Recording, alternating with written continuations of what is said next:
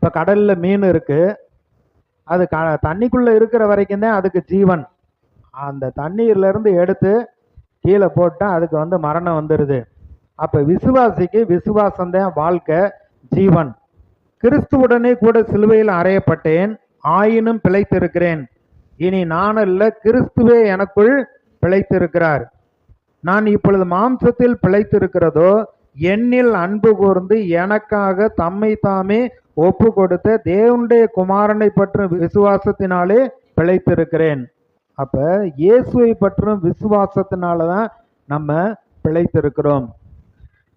எபிரேயர் 10வது அதிகாரத்துல பார்த்தோம், விசுவாசத்தினால் நீதிமான் பிழைப்பான், அவன் பின்வாங்கி போவானால் அவன் மேல் என் ஆத்துமா பிரியமாயிராது. நாம கெட்டுப்போக பின்வாங்குகிறவர்களாய் இராமல் நம்முடைய ஆத்மா ஈடேற விசுவாசிக்கிறவர்களாய் இருக்க வேண்டும். விசுவாசம் இல்லாம தேவனுக்கு பிரியமாயிருப்பது கூடாத காரியம். அவர் இருக்கிறார், அவரை தேடுகிறவர்களுக்கு தக்க பலன் அளிக்கிறார் என்று விசுவாசிக்க வேண்டும்.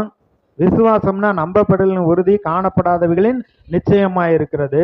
விசுவாசத்தினால் வராத யாவும் பாவமே அப்படின்னு இருக்கு.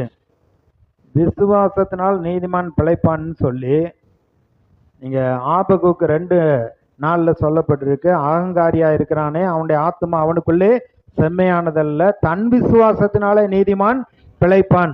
ரோமர் 1:17 சொல்றாரு, விசுவாசத்தினால் நீதிமான் பிழைப்பான் என்று எழுதியிருக்கிறபடி.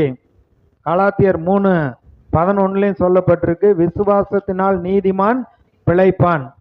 அப்ப எத்தனை இடத்துல சொல்லப்பட்டிருக்கு, விசுவாசி விசுவாசத்தினாலதான் நம்ம பிழைக்க முடியும்.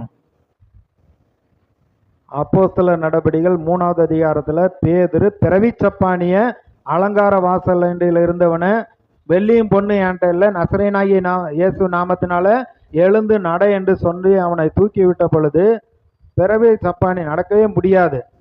அவன் எழுந்தான், நின்றான், நடந்தான், குதித்தான், தேவனை துதித்து கொண்டு ஆலயத்துக்குள்ளே சென்றான்.